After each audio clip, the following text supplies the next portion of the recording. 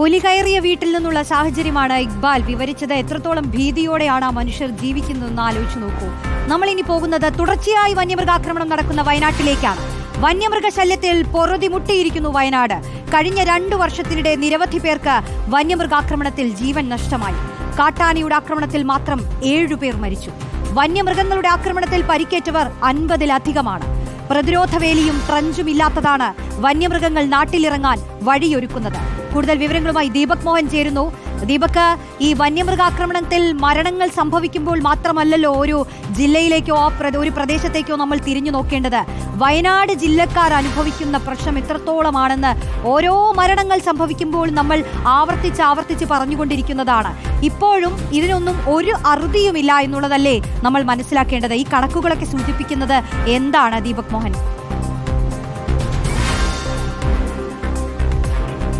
റോഷ്നി, വയനാട് ജില്ലയിൽ വന്യമൃഗങ്ങളുടെ ആക്രമണത്തിൽ ജീവൻ നഷ്ടപ്പെടുന്നവരും ഒപ്പം പരിക്കേറ്റവരുമായിട്ടുള്ള ആളുകളുടെ എണ്ണം ദിവസേന കൂടിക്കൊണ്ടിരിക്കുകയാണ്. നമ്മൾ തന്നെ ഓരോ ദിവസവും വന്യമൃഗങ്ങളുടെ ആക്രമണത്തിൽ പരിക്കേൽക്കുന്ന ആളുകളുടെയും ഒപ്പം ജീവൻ പൊലിയുന്നവരുടെയും ഒക്കെ വാർത്തകൾ അടുത്ത ദിവസങ്ങളിൽ നമ്മൾ റിപ്പോർട്ട് ചെയ്യാറുണ്ട്.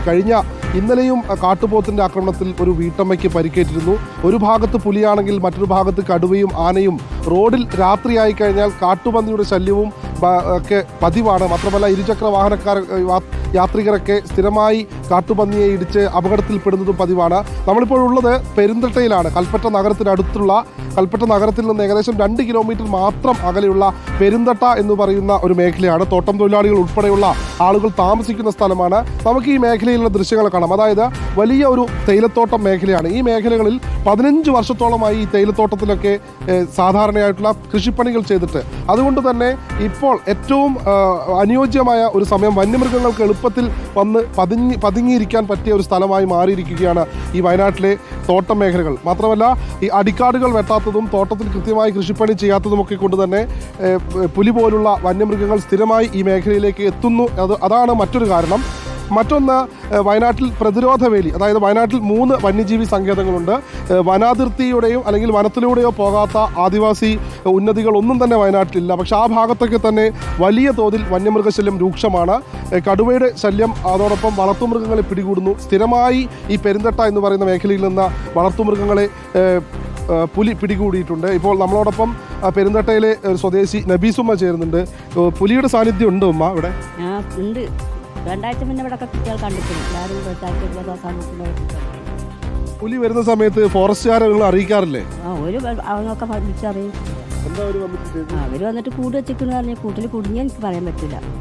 എനിക്കറിയാം. പുലിയും ആനയുടെ ശല്യം ഉണ്ടായിരുന്ന സ്ഥലമാണോ? ആനയുടെ ശല്യം ഉണ്ടായിട്ടില്ല. സുബ്രഹ്മണ്യയുടെ താഴെ 12 രാത്രി ആയിക്കാൻ ഞങ്ങൾ ഇങ്ങോട്ട് പുറത്തേക്ക് ഇറങ്ങാറില്ല. പുറത്തേക്ക് പകലും ഇറങ്ങില്ല. ഇപ്പൊ വന്ന കാര്യമല്ല. അതാണ്, പകൽ പോലും പുറത്തിറങ്ങാൻ പറ്റാത്തൊരു സാഹചര്യം വയനാട്ടിൽ പലയിടങ്ങളിലും ഇപ്പോഴും നിലവിലുണ്ട് എന്നുള്ളതാണ് മറ്റൊരു വസ്തുത. വനാതിർത്തിയിൽ താമസിക്കുന്ന ആളുകൾക്ക് മാത്രമല്ല, ഇത്തരത്തിൽ വനത്തിനോട് അധികം, അതായത് 5 കിലോമീറ്ററിലധികം ഉള്ളൊരു സ്ഥലമാണ് പെരുന്തട്ട എന്ന് പറയുന്ന സ്ഥലമൊക്കെ. പക്ഷേ ഇവിടെയൊക്കെ ഇപ്പോഴും പുലിയുടെ സാന്നിധ്യമുണ്ട്. മുൻപ് എത്ര പുലി ഇവിടുന്ന് പിടിച്ചുകൊണ്ടുവരുന്നു? എൻ്റെ ഓർമ്മ ശരിയാണെങ്കിൽ ഒരു 4-5, ഒരു കരിമ്പുലി, പുള്ളിപ്പുലി. ഈ അടുത്തായി ഇവിടെയൊക്കെ വളർത്തുമൃഗങ്ങളെ പുലി പിടികൂടുന്നുണ്ട്. സ്ഥിരമായി പുലി വരുന്ന ഒരു സ്ഥലമില്ല ഇവിടെ. പുലി അത് പിന്നെ സ്കൂളിൻ്റെ കുറച്ച് അപ്പുറമായിട്ടാണ് വരുന്നത്. അവിടെ തന്നെയാണ് അതിൻ്റെ താവളം എന്നാ പറയുന്നത്. ദീപക്, അവരുടെയൊക്കെ പ്രതികരണത്തിൽ നിന്ന് നമുക്ക് മനസ്സിലാവുന്നുണ്ട്. നമ്മൾ ദീപക് വൃദ്ധയായ അവരോട് ചോദിച്ചപ്പോൾ രാത്രി പുറത്തിറങ്ങാറുണ്ടോ എന്ന് ചോദിച്ചപ്പോൾ പകലേ ഇറങ്ങാൻ പറ്റുന്നില്ല, പിന്നെയാണോ രാത്രി എന്നാണ് ചോദിക്കുന്നത്. രാപ്പകൽ വ്യത്യാസമില്ലാതെ വന്യമൃഗാക്രമണം നേരിടുന്നു എന്നാണ് പറയുന്നത്. അത് മലയോരങ്ങളിൽ ജീവിക്കുന്ന മനുഷ്യർ മാത്രമല്ല, നഗരങ്ങളിൽ വരെ, നമ്മുടെ വീടിന്റെ പടിവാതിൽ വരെ എത്തി നിൽക്കുകയാണ് ഈ സംഘർഷം, മനുഷ്യ വന്യജീവി സംഘർഷം.